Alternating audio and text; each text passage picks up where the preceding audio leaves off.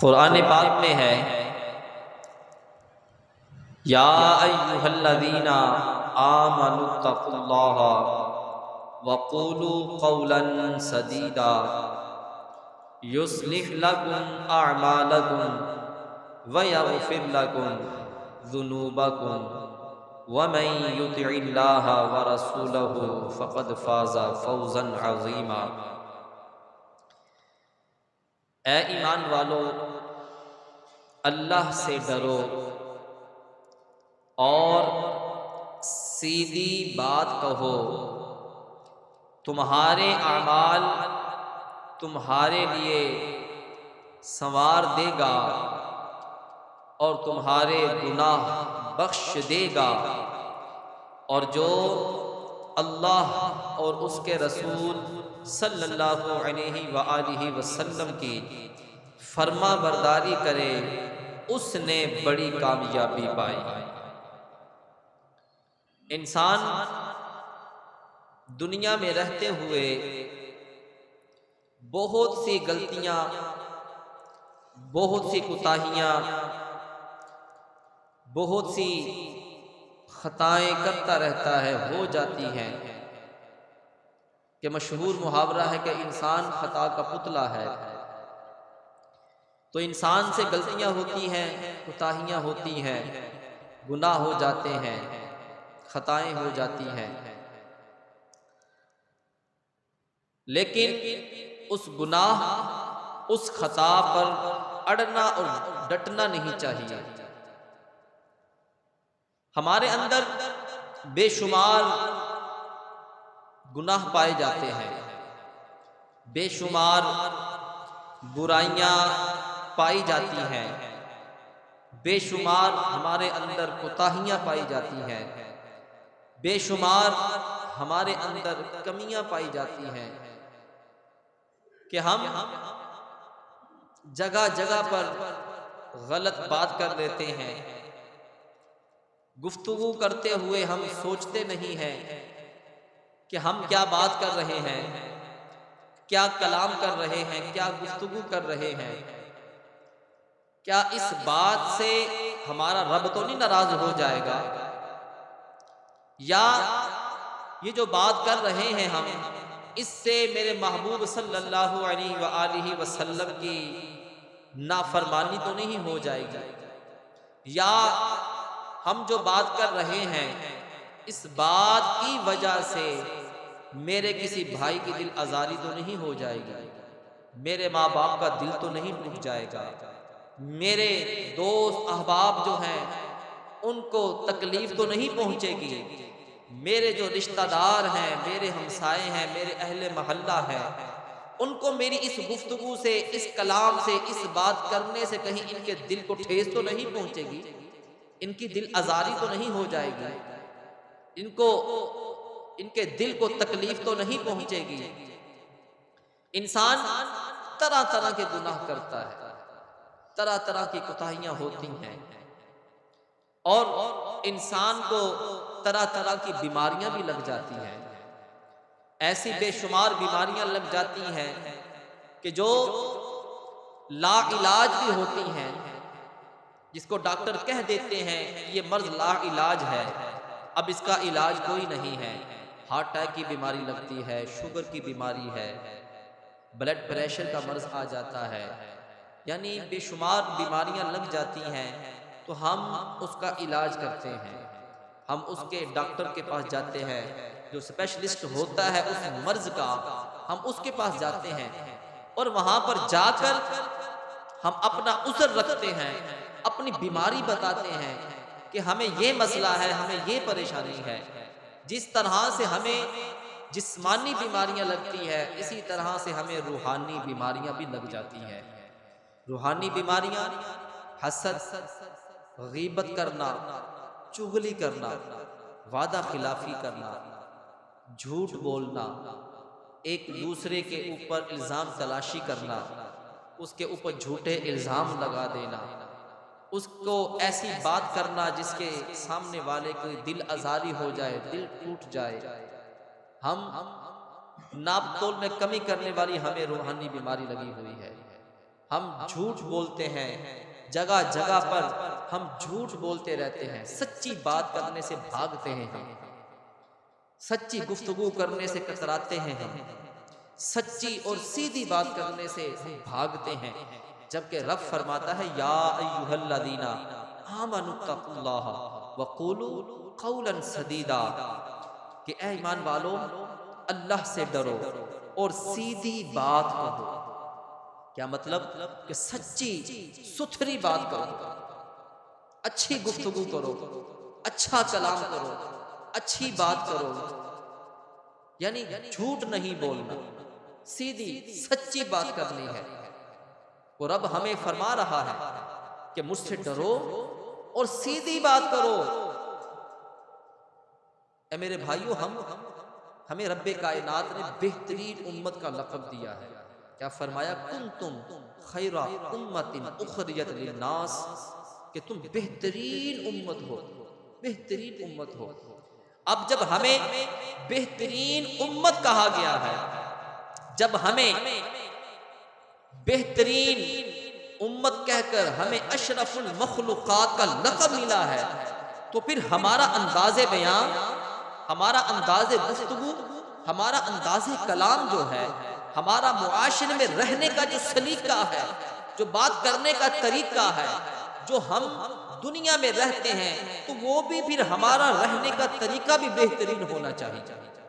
हमारा बात करने का ढंग भी बेहतरीन होना चाहिए, हमारा मुलाकात करने का तरीका भी बेहतरीन होना चाहिए, हमारा चलने का तरीका भी बेहतरीन होना चाहिए, हमारा खाने का तरीका भी बेहतरीन होना चाहिए, हमारा पीने का तरीका भी बेहतरीन होना चाहिए, हमारा अंदाज़े गुफ्तगू भी बेहतरीन होना चाहिए, हमारा बहन भाइयों के साथ सलूक जो है वो भी बेहतरीन होना चाहिए, हमारा रिश्तेदारों के साथ जो सलूक है, बर्ताव है, वो भी बेहतरीन होना चाहिए, हमारा माँ बाप के साथ मिलना झुलना, उनका खिदमत करना, उनके साथ सलाम करना भी बेहतरीन होना चाहिए। जब हमें बेहतरीन उम्मत कहा गया है, तो फिर हमें बेहतर बनकर भी रहना चाहिए, हमें बेहतरीन बनकर दिखाना भी चाहिए, क्योंकि हम उस नबी के उम्मती हैं, उस नबी के उम्मती हैं कि जो खातमुल अंबिया बनकर तशरीफ लाए, जो इमामुल अंबिया बनकर तशरीफ लाए हैं, जो अंबिया के सरदार बनकर तशरीफ लाए हैं। हम उम्मतों के सरदार, हमें उम्मतों में से बेहतरीन उम्मत कहा गया है, तो फिर हमें वो नबी भी मिला है, तो इमामुल अंबिया मिला है। जब कोई बात होती है ना, मिसाल के तौर पर बेटा गलती करता है, बच्चे से कोई गलती हो जाती है, मोहल्ले में फिरते हुए किसी भी जगह पर बच्चा कोई कोताही कर जाता है, गलती कर जाता है, तो वो सामने वाला पता क्या कहता है? कहता है कि तेरे बाप ने तेरी तरबियत लगता है अच्छी नहीं की, तेरे घर से तुझे अच्छी तरबियत नहीं मिली, तुझे घर के अंदर समझाया नहीं जाता, तुझे बताया नहीं जाता कि बड़ों के साथ गुफ्तगू कैसे करनी है, कलाम कैसे करना है, तुझे तमीज नहीं है बात करने की, लगता है तेरी तरबियत में कमी है। यानी गलती बच्चा करता है तो बात बड़ों के ऊपर उठती है, घर तक बात पहुंचती है, माँ बाप के ऊपर उंगली उठती है। अरे मेरे भाई, हम उस नबी के उम्मती हैं जो इमामुल अंबिया है, जो खातमुल अंबिया है। अब जब गलती हम करेंगे, कुताही हम करेंगे, कमी हमारे अंदर पाई जाएगी, तो मुझे बताओ, तो फिर वो उंगली कहां पर उठेगी? जा हम किसके उम्मती हैं? हम नबी आखिर ज़मा के उम्मती हैं। हमारे नबी ने तो हमें ये नहीं फरमाया कि तुमने हसद करना है, चुगली करनी है, गीबत करनी है, झूठ बोलना है, वादा खिलाफी करनी है, नाप तोल में कमी करनी है। हमें तो ये तरबियत नहीं मिली, हमारी ये तालीम तो नहीं है, तो फिर क्या बात होगी? मैं किसी जगह पर पढ़ रहा था कि किसी ने ना एक जगह पर ना, एक मकाम पर एक शॉप थी, सामने एक गैर मुस्लिम था और उसके जो बरअक्स था, एक मुस्लिम था जो मुसलमान था, वो कारोबार करता था। तो जो गैर मुस्लिम था उसको किसी ने कहा, क्या मेरे भाई तू गैर मुस्लिम है, तू ऐसा कर कलमा पढ़कर मुसलमान हो जा, तू सीधी राह पर आ जा, तुझे अल्लाह जन्नत आ फरमा देगा, तेरी दुनिया संवर जाएगी, तेरी कब्र संवर जाएगी, तेरी आखिरत संवर जाएगी, कि दीन इस्लाम बड़ा अच्छा दीन है। जब उसने बात कर ली है ना, तो जो गैर मुस्लिम था, ये समझाने के लिए मिसाल दे रहा हूं, हमने अपने को चेंज कैसे करना है, हमने तब्दील कैसे करना है, बदलना कैसे है, हमने हमारा नुमाया किरदार कैसा होना चाहिए, हम में और गैर मुस्लिम में फर्क होना चाहिए कि वो एक गैर मुस्लिम है, हम इमामुल अंबिया के उम्मती हैं, तो हमारे और उसके दरमियान में कुछ फर्क होना चाहिए। जब उस गैर मुस्लिम को कह दिया कि तू कलमा पढ़ और मुसलमान हो जा, तो वो कहने लगा कि मुझे एक बात बताओ, तुमने कह दिया मैं कलमा पढ़ लूं मुसलमान हो जाऊं तो मुझे जन्नत मिल जाएगी, मेरी दुनिया संवर जाएगी। वो जो मेरी शॉप के सामने वाला जो शख्स है वो कौन है? वो कहने लगा ये मुसलमान है, ये फलां है। उसने कहा मुझे एक बात बताओ, मेरे लिबास पहनने में उसके लिबास पहनने में कोई फर्क नजर आ रहा है? उसने कहा नहीं। कहता जैसा मैंने लिबास पहना हुआ है वैसा ही उस मुसलमान ने लिबास पहना हुआ है, बता मुझ में उसमें कोई फर्क है? वो कहने लगा लिबास में तो कोई फर्क नहीं है। वो कहने लगा अच्छा जो कारोबार मैं करता हूँ सेम तू वही कारोबार वो कर रहा है? उसने कहा वही कारोबार कर रहा है। उसने कहा ऐसा कर, सामने चला जा, उससे कोई चीज लेकर आ। जब उससे वजन चीज तलवाई नहीं जाकर उसने वजन में कमी कर दी है। उसने कहा यही काम मैं कर रहा हूं, मैं मुस्लिम नहीं हूं, मुसलमान नहीं हूं, गैर मुस्लिम उसमें। वो सामने वाला मुसलमान है, वो नाप तोल में कमी कर रहा है, रेट बोलने में झूठ बोल रहा है। मुझे बता मुझ में और उसमें क्या फर्क रह गया है? वो कहने लगा इस बात में तो कोई फर्क नहीं है। उसने कहा बता फिर उस कलमा पढ़ने का क्या फायदा है कि जब मैंने तुम्हारे नबी का जिसका तुम कलमा पढ़ते हो उन्होंने जो तालीम दी है उसके ऊपर तुम अमल ही नहीं करते, कलमा पढ़ने का फायदा तुम्हें क्या हो गया? कलमा पढ़ने का मकसद तो ये है ना कि या अय्युहल्लज़ीना आमनु दुखुलू फिस्सिल्मि काफ़ा, ऐ ईमान वालो इस्लाम में पूरे के पूरे दाखिल हो जाओ, पूरे के पूरे दाखिल हो जाओ। ये नहीं है एक पांव बाहर दूसरा पांव अंदर, दो कश्तियों में पांव रखने वाला जो होता है वो डूब जाता है, वो डूब जाता है। वो कहने लगा मुझे बताओ मुझ में उसमें फर्क क्या रह गया है? क्या सिर्फ कलमा पढ़ लेना मुसलमानियत है? क्या कलमा पढ़ लेना मुसलमान हो जाता है बंदा? कलमा तुझे मैं सुना देता हूँ, ला इलाहा इल्लल्लाह मुहम्मदुर रसूलुल्लाह, ये तो कलमा मुझे भी आता है। किसी भी गैर मुस्लिम से आप पूछ लो वो कलमा तो आपको पढ़कर सुना देगा। आप सोशल मीडिया पे देखे हिंदू जो हैं वो कलमा पढ़ पढ़ कर बता रहे हैं। आप किसी क्रिश्चियन को आपके मोहल्ले में सफाई करने वाला आता है उससे पूछ लो कलमा पढ़कर सुना देगा आपको। क्या सिर्फ कलमा पढ़ लेना क्या ये मुसलमानियत है कि ज़बान से कह भी दिया ला इलाहा तो क्या हासिल, दिलो निगाह मुसलमान नहीं तो कुछ भी नहीं। कि कलमा पढ़ा है तो फिर हमारे ऊपर जिम्मेदारियां आती हैं, हमने खुद को चेंज भी करना है, उस कलमे के मुताबिक जिंदगी को गुजारना भी है हमने। जब हमने ये कह दिया कि ला इलाहा इल्लल्लाह, कि उस रब्बे कायनात के अलावा कोई माबूद नहीं है, वो यकजा है, वो वाहिद है, उसके सिवा कोई माबूद नहीं है, मुहम्मदुर रसूलुल्लाह सल्लल्लाहु अलैहि वसल्लम, कि अल्लाह के मुहम्मदुर रसूलुल्लाह जो है अल्लाह के खास बंदे और रसूल है। जब हमने ये पढ़ लिया इस पर इकरारुन बिल लिसानी व तस्दीकुम बिल क़ल्ब की जब मोहर लगेगी तो फिर जो दिल से जो आवाज निकलती है फिर इस पर अमल करना है। कि सिर्फ जबान से कह दिया ला इलाहा इल्लल्लाह पढ़ते लेकिन इस बात की दिल तस्दीक नहीं कर रहा तो उस वक्त तक तेरे कलमे पढ़ने का क्या फायदा? तू चेंज कब होगा कि हमारे अंदर झूठ की बीमारी ऐसी पाई जाती है, सीधी बात हम नहीं करते, झूठ हमारे अंदर कूट कूट कर भरा हुआ है। कि अल्लाह फरमाता है या अय्युहल्लज़ीना आमनु तक़ुल्लाह व क़ूलू क़ौलन सदीदा, ऐ ईमान वालो अल्लाह से डरो और सीधी बात कहो। अब हमें जो इस आयत से जो सबक मिल रहा है, जो तालीम मिल रही है, वो ये है कि हमने सच्ची बात करनी है, सीधी बात करनी है, अच्छी बात करनी है, झूठ नहीं बोलना, गाली नहीं निकालनी, गीबत नहीं करनी, चुगली नहीं करनी, किसी के बारे में गलत गुफ्तगू नहीं करनी, किसी के बारे में ज़हन के अंदर गलत ख्यालात नहीं लाने। ये हमें तालीम दी जा रही है कि सीधी बात करनी है, झूठ नहीं बोलना। हमने ज़बान को झूठ बोलने से बचाना। झूठ सब गुनाहों की जड़ है, हर गुनाह की जड़ झूठ है। और ये झूठ हमारे अंदर कूट कूट कर भरा हुआ है कि हम बात बात पर झूठ बोलते हैं, कदम कदम पर हम झूठ बोलते हैं। हम रब के ऊपर यकीन नहीं करते, उसके ऊपर हमारा तकवा नहीं है, हम उस रब से डरते नहीं हैं, हम उस रब से डरते नहीं हैं। वो रब हमें हर लम्हा, हर वक्त, हर साथ देख रहा है।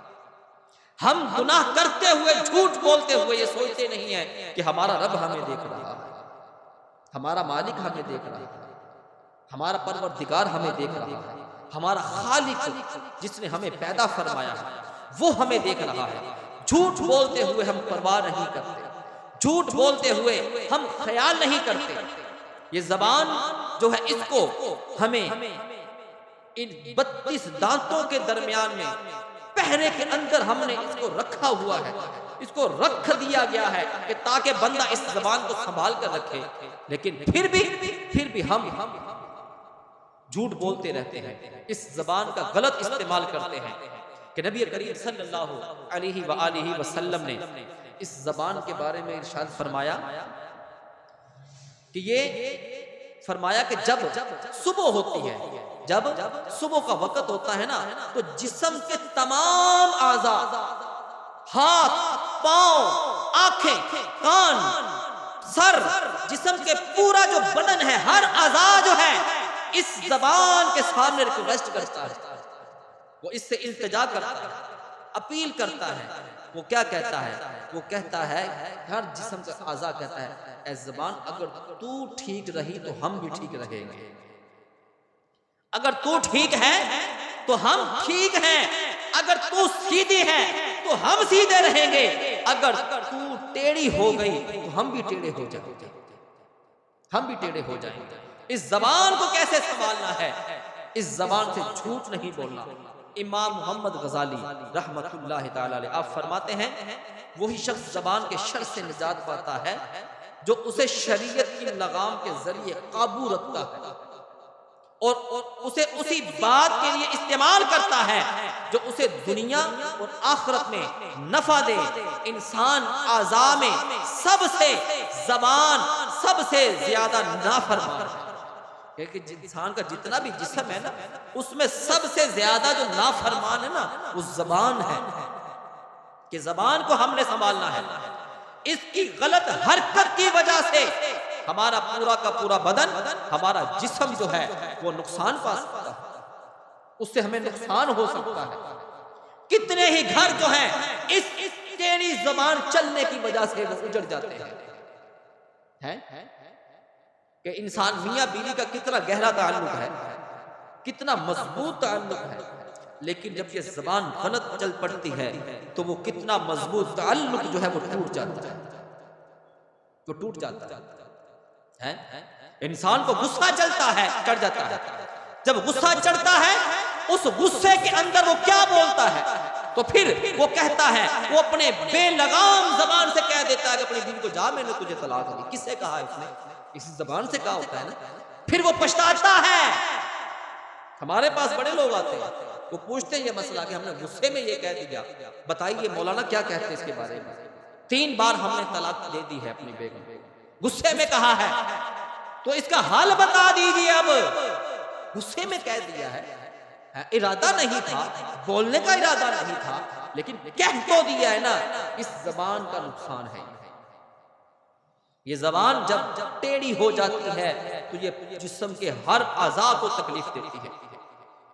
झूठ नहीं बोलना, झूठ के बारे में इतनी सख्त वईदें आई हैं, इतनी सख्त वईदें आई हैं कि ये झूठ जो है ये गुनाहों को बर्बाद, इंसान के नेकियों को बर्बाद कर देता है, नेकियों को बर्बाद कर देता है।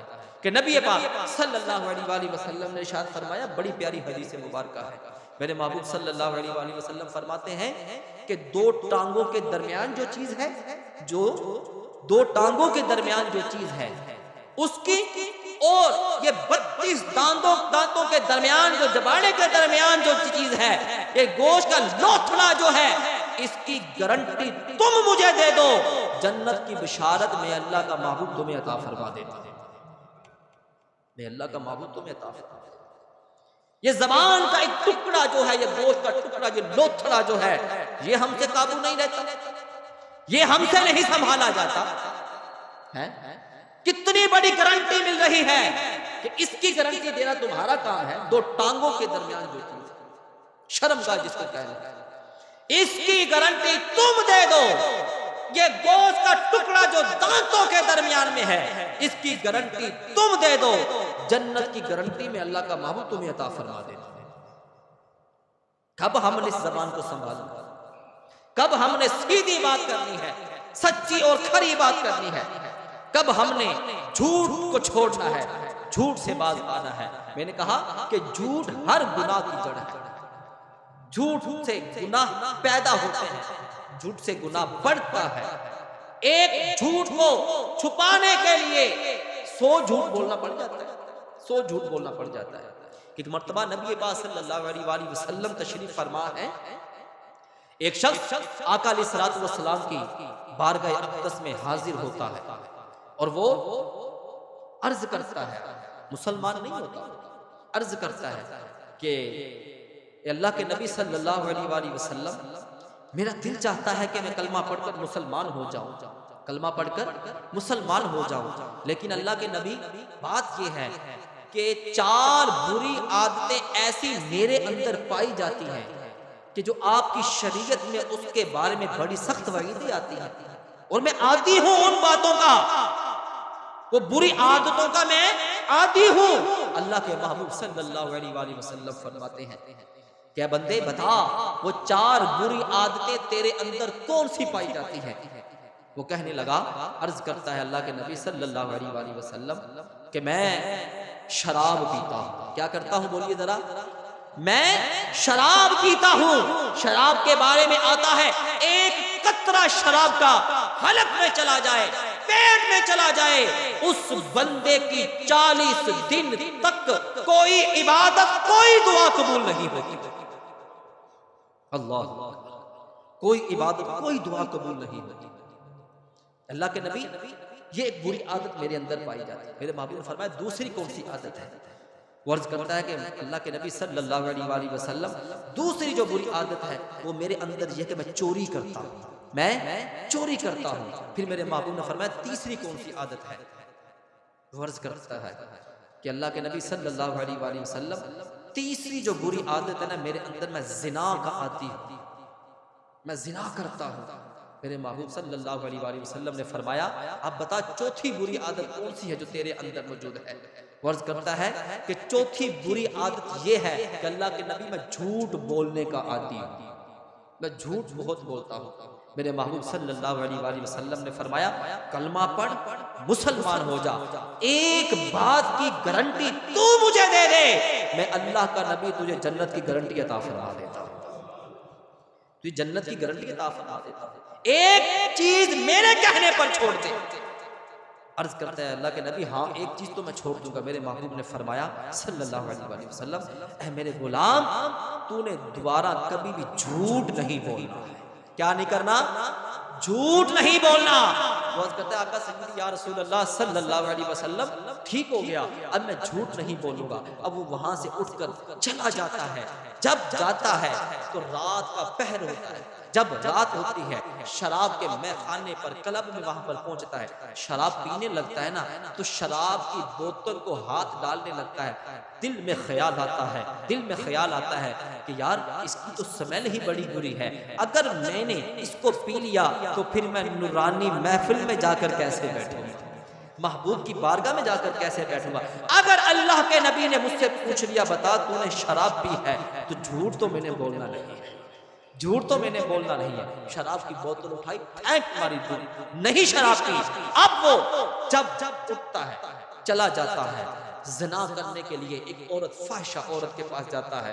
वो कहती है, ऐ बंदे, मैंने सुना है कि तू कलमा पढ़कर मुसलमान हो गया है, तू फिर भी ये गुनाह करने के लिए आया है। उसके दिल पर चोट लगती है, दिल में ख्याल आता है, अगर मैंने ये काम कर लिया, ज़िना किया, कल अगर मेरे महबूब ने पूछ लिया कि बता तूने ज़िना किया है रात को, तो फिर झूठ तो मैंने बोलना नहीं है, तो मैं उनके सामने कैसे कहूँगा कि मैंने ज़िना किया है। वहीं से उस जगह को छोड़ता है, बाहर निकल जाता है। रात होती है, अगला दिन आता है, रात का वक्त होता है, चोरी करने के लिए जब किसी जगह पर पहुंचता है, चोरी करने लगता है।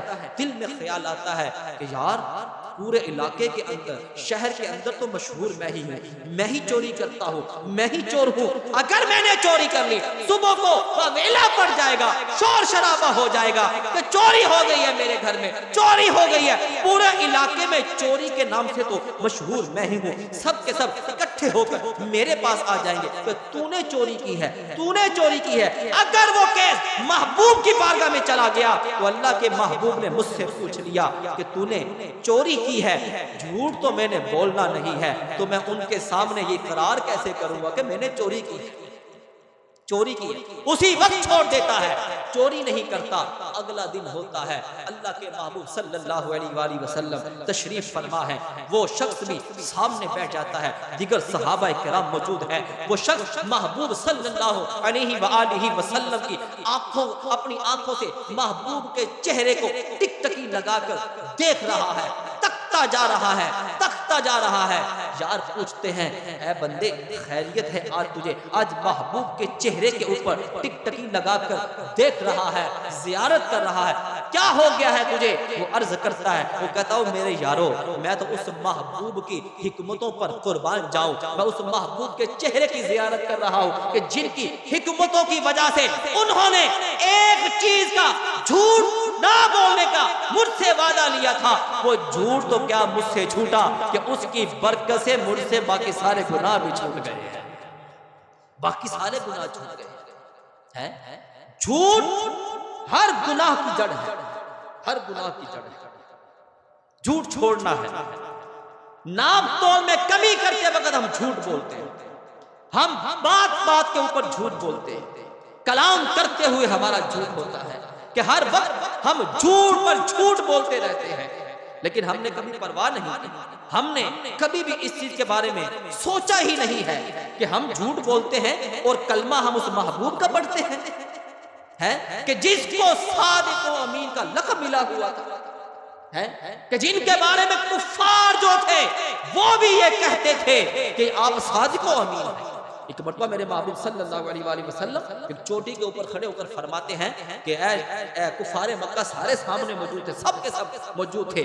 तो आपने फरमाया, अगर मैं तुम्हें कहूं इस पहाड़ की चोटी के पीछे से एक लश्कर आ रहा है जो तुम्हारे ऊपर हमला कर देगा, बताओ तुम इस बात को मानते हो? तो सब कहते हैं कि अल्लाह मोहम्मद सल्लल्लाहु अलैहि वसल्लम आपने कभी झूठ बोला ही नहीं है, हम आपकी बात को तस्लीम करते हैं, मानते हैं। लेकिन जब मेरे महबूब ने फरमाया कि फिर मैं अल्लाह का नबी बनकर आया हूँ, मैं आखिरी नबी बनकर आया हूँ, तो आगे से कहते हैं कि हम आपको मानते हैं कि आपने कभी झूठ नहीं बोला, लेकिन हम आपका कलमा नहीं पढ़ सकते, क्योंकि वो अपने आबाओ अजदाद के दीन के ऊपर कायम बैठे हुए थे, उसको पकड़ा हुआ था, बस अपनी एक जिद के ऊपर अड़े हुए। जब मेरे महबूब सल्लल्लाहु अलैहि वसल्लम ने ना जब ऐलान नबूवत कर दिया, 40 साल के बाद ना मेरे महबूब सल्लल्लाहु अलैहि वसल्लम ने ऐलान नबूवत फरमाया था। जब ऐलान नबूवत कर दिया तो एक वक्त आया तो सहाबाए किराम जो है ना तो हिजरत कर हबशा की तरफ गए ना। वहां पर जब सहाबाए किराम वहां पर पहुंचे तो वहां का जो नजाशी बादशाह था, जब उसके पास सब सहाबाए किराम वहां पर पहुंचे तो उन्होंने जाकर सहाबाए किराम ने उस नजाशी बादशाह को जब इस्लाम की दावत दी, सहाबाए किराम ने दीन की दावत की। जब कहा ना कि अल्लाह का आखिरी नबी बनकर तशरीफ ले आए हैं, तो उन्होंने कहा कि जब मैं अब तुम्हारी बात पर ऐसे कैसे यकीन कर लूं, मैं उस वक्त तक कोई इसी बात पर यकीन नहीं करूंगा जब तक कोई गारंटर बंदा, कोई पंचायती बंदा, कोई सरदार किस्म का बंदा मेरे सामने उनके बारे में कोई बात नहीं करता, मैं उस वक्त तक किसी बात को तस्लीम नहीं करूंगा। सब ढूंढते ढूंढते ना जनाब अबू सुफियान रज़ी अल्लाह ताला अन्हु, आप अभी ईमान लेकर नहीं आए थे, अभी आपने कलमा नहीं पढ़ा था, लेकिन सरदार थे वो, उनको लेकर आ गए। जब सामने नजाशी बादशाह के सामने अबू सुफियान रज़ी अल्लाह ताला अन्हु खड़े हुए ना, तो उन्होंने ना नजाशी बादशाह ने बड़े सवाल किए, बड़े ही सवाल किए। उनमें से ये भी सवाल किया कि मुझे ये बताओ कि इनके गुलामों में ज्यादा तादाद अमीरों की है या गरीबों की है? यानी बेशुमार सवाल किए। जब ये सारे के सारे सवाल कर लिए ना, उनमें आखिरी सवाल ये किया कि ए अबू सुफियान, अब ये मुझे बता कि कभी कभी भी उस अल्लाह के नबी ने जिनकी मुझे दावत दे रहे हैं कलमा पढ़ने की, उन्होंने कभी झूठ बोला है? उन्होंने कभी झूठ बोला है? अब अबू सुफियान मुसलमान तो नहीं था, जहन में बड़े बड़े ख्याल आए, बड़ी बड़ी बातें आई। अगर आपकी किसी के साथ दुश्मनी हो ना, तो उसके बारे में अगर ना उससे पूछा जाए ना कि हाँ भी फलां शख्स के बारे में तू क्या कहता है, तो वो जल्दी से ना उसकी तारीफ नहीं करेगा, अच्छाई बयान नहीं करेगा, उसकी बुराइयां बयान करना शुरू कर देगा। उसके जहन में बड़ी बड़ी बातें आई, बड़े बड़े ख्याल आए कि मैं उनको ये कह देता हूँ कि वो जादूगर है, वो जादू कर देता है, वो बड़े ऐसे ऐसे काम करता है, यानी उनके जहन में बड़ी बड़ी बातें आई। लेकिन जब उन्होंने सवाल किया ना, ये बता कि कभी उन्होंने झूठ बोला है, तो अब अबू सुफियान मुसलमान नहीं था, अभी कलमा पढ़कर गुलामी इख्तियार नहीं की थी, लेकिन कुफार भी जो थे वो मेरे महबूब को सादिक व अमीन तस्लीम करते थे, मानते थे, अपनी अमानतें जो है महबूब की बारगाह में लाकर रखते थे, अमानतें देकर संभलवाते थे, देकर जाते थे। जब अबू सुफियान से सवाल किया ना, तो वो आगे से वो कहता है कि नजाशी बादशाह सुन, मैंने जितना भी वक्त वहां पर गुजारा है ना, उन्होंने 40 साल की जिंदगी जो है ना, 40 साल की जिंदगी हमारे दरमियान में गुजार ली है। उसके बाद उन्होंने ऐलान नबूवत किया है, हमने कभी भी उनको झूठ बोलते हुए नहीं देखा है, झूठ बोलते हुए नहीं देखा। जब नजाशी बादशाह ने ये बात सुनी है ना, उसने अपना पटका जो है, चादर जो सी दी है ना, साफा जो अपने मोढे पर, कंधे पर रखा और चल पड़ा। अबू सुफियान कहता है यह बात नजाशी बादशाह कहाँ जा रहे हो, तुम तो मेरी इस बात को सुनकर खड़े हो गए हो, उठ गए हो, चल पड़े हो। वो कहने लगा कि बात सुन ए अबू सुफियान, जो बंदा 40 साल जिसने अपने गुलामों के अंदर वक्त गुजार लिया हो, रिश्तेदारों के अंदर वक्त गुजार लिया हो, और जिसकी गवाही जो है काफिर दे रहा हो, एक गैर मुस्लिम दे रहा हो कि वो कभी उसने झूठ नहीं बोला, तो ए अबू सुफियान सुन ले, फिर वो आखिरी नबी है, उसने जो कह दिया है कि मैं आखिरी नबी बनकर तशरीफ लाया हूं, तो उसने ये बात भी हक कही है, सच कही है, उसने झूठ नहीं बोला है, झूठ नहीं बोला है। मेरे महबूब सल्लल्लाहु अलैहि वसल्लम को गैर जो थे, काफिर जो थे, वो भी जो है सादिक व अमीन तस्लीम करते थे, सादिक व अमीन मानते थे। और आज हम उनका कलमा पढ़ते हैं ना, उनकी गुलामी की बातें करते हैं, तो हमारे अंदर क्या है, हमारे अंदर क्या पाया जा रहा है? ये 11वीं हिजरी का महीना चल रहा है और 11वीं की खत्मे दिलाने वालों, आओ मैं उस बाबे की भी बात कर देता हूँ, हैं शेख अब्दुल कादिर जिलानी रज़ी अल्लाह ताला अन्हु। अभी छोटे हैं, अभी छोटे से हैं, तालीम घर से चलती है, तरबियत घर से चलती है। अब छोटे हैं, तालीम हासिल करने के लिए सफर पर जाते हैं, सफर पर तो माँ 40 दिनार जो है ना आपको दे देती है, किसी गुदड़ी में सी देती है। रास्ते में जाते हो डाकुओं ने ना डाका मार दिया, लूटना शुरू कर दिया। जब उस रज़ी अल्लाह ताला अन्हु के पास आए ना, अभी छोटे हैं, अभी छोटे हैं, सब कुछ डोल लिया, जगह हर चीज जगह चेक कर ली, लेकिन कुछ भी नहीं मिला। जब जाने लगे ना, वो कहने लगे इस बच्चे के पास तो कुछ भी नहीं है, इस बच्चे के पास तो कुछ भी नहीं है। फिर कहने लगे कि तेरे पास कोई चीज नहीं है? उन्होंने कहा हाँ है। क्या कहा? है मेरे पास। पूछा क्या है तेरे पास? हजूर गौसे पाक अभी छोटे हैं तो पता क्या कहने लगे? वो कहने लगे कि मेरे पास 40 दिनार हैं, मेरे पास 40 दिनार हैं। जब ये कह दिया ना, वो कहने लगा तेरे पास मौजूद है तो तू उसको झूठ क्यों नहीं बोल रहा, बता क्यों रहा है? हमने तलाशी ले ली है, तुझसे नहीं मिला है, वो दिनार है कहाँ? वो कहने लगे, बुजुर्गों से रज़ी अल्लाह ताला अन्हु कहने लगे कि मेरी इस बिछोनी के अंदर मेरी माँ ने इसको सी दिया था। तो वो कहने, डाकुओं का सरदार कहने लगा कि ऐ बच्चे मुझे ये बता, हम तो जा रहे थे, तुझसे वैसे ही पूछ लिया, तो तू ना बताता, तेरी ये चीज बच जाती। तो आगे से हुजूर गौसे पाक रज़ी अल्लाह ताला अन्हु आप फरमाते हैं कि डाकुओं के सरदार सुन सुन, जब मैं घर से निकलने लगा ना तो मेरी माँ ने मुझे कहा था अब्दुल कादिर कभी भी जिंदगी में झूठ नहीं बोलना, कभी भी जिंदगी में झूठ नहीं बोलना है। जब डाकुओं के सरदार ने यह बात सुनी हुजूर गौसे पाक रज़ी अल्लाह ताला अन्हु की, उसी वक्त जो है कलमा पढ़कर जो है वो मुसलमान हो गए और वो डाकू पूरी छोड़ दी, उसी वक्त सीधी रास्ते पर आ गए। और हमारे घर से क्या मिलता है? हमारे घर से तरबियत क्या मिलती है? हमारे घर से तालीम क्या मिलती है? क्या कि बाप सोया होता है, दरवाजा बजता है जी, है तो बाप पता क्या कहता है? अभी सोया भी नहीं होता, कह देता है कि जाग बेटा, जाकर बोल दो पापा घर पर नहीं है, पापा सोए हुए हैं। जब छोटे से बच्चे को तुम तालीम ये दे रहे हो, तरबियत ये दे रहे हो, झूठ की तरबियत जब बचपन से उसको मिल रही है, तो मुझे बताओ फिर बड़ा होकर भी वो झूठ ही बोलेगा? तरबियत कहां से मिलती है?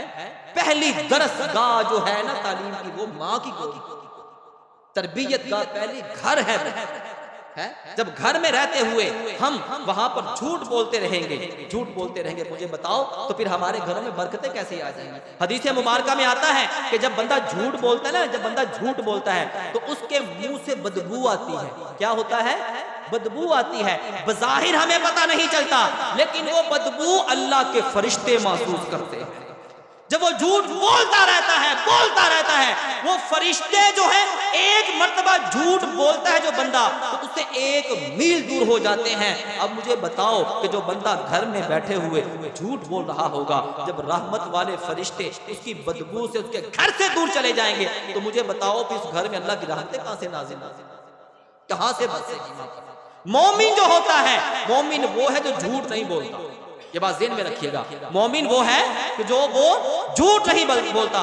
सियासित्ता की हदीस मुबारक है कि हजरत अनस बिन मालिक रज़ी अल्लाह ताला अन्हु इस हदीस पाक को रिवायत करने वाले हैं। आखिरी हदीस मुबारक आपके सामने अर्ज करता हूँ कि नबी करीम सल्लल्लाहु अलैहि वसल्लम से पूछा गया कि मोमिन कंजूस होता है? मोमिन कंजूस होता है, बखील होता है? तो मेरे महबूब सल्लल्लाहु अलैहि वसल्लम ने फरमाया, हाँ मोमिन कंजूस हो सकता है, बखील हो सकता है, गलती हो जाती है, इंसान है। फिर दूसरा सवाल किया, आका सय्यदी या रसूल अल्लाह सल्लल्लाहु अलैहि वसल्लम, मोमिन बुज़दिल भी हो सकता है? तो मेरे महबूब ने फरमाया, हाँ बुज़दिल भी हो सकता है, गलती हो जाती है, कमियां हो जाती है, कुताहियां हो जाती हैं। फिर तीसरा सवाल किया गया, आका सय्यदी या रसूल अल्लाह, दिल के कानों से इस बात को सुनना है कि मेरे महबूब का ये फरमान कितना काबिल गौर है, इसके ऊपर हमने कितना गौर करना है। तीसरा सवाल किया कि अल्लाह के महबूब सल्लल्लाहु अलैहि वसल्लम, क्या मोमिन झूठ बोलता है? मोमिन झूठ बोलता है? तो अल्लाह के महबूब सल्लल्लाहु अलैहि वसल्लम ने फरमाया, मोमिन झूठा नहीं हो सकता। मोमिन वो खुद को मोमिन कहने वाले, खुद को मुसलमान कहने वाले, तो अल्लाह के महबूब क्या फरमा रहे कि मोमिन झूठा नहीं हो सकता। मोमिन और झूठ एक जिद है। क्या मतलब? कि जो मुसलमान है उसको झूठ नहीं बोलना चाहिए, जो मोमिन है उसको झूठ नहीं बोलना चाहिए। और मेरे नौजवानों और मेरे भाइयों और मेरे बुजुर्गों, कारोबार करते हो, काम काज करते हो, खरीदो फरोख्त करते हो, सारे काम करते हो, नाप तोल में कमियां करते हो, मेरे महबूब ने फरमाया है कि नाप तोल में कमी करने वाला जन्नत में नहीं जाएगा। और झूठ बोलकर माल तो फरोख्त हो जाएगा, लेकिन उसमें बरकत नहीं आती, बरकत नहीं आती। मेरे भाई, झूठ नहीं कभी भी जिंदगी में बोलना, झूठ से बचना है कि झूठ हर गुनाह की जड़ है। और अल्लाह कुरान पाक में फरमाता है कि लानतुल्लाहि अलल काज़िबीन, अल्लाह फरमाता है कि झूठों पर मेरी लानत है। झूठों पर किसकी लानत है? अल्लाह की लानत है। इस झूठ जैसी बीमारी से बचना है।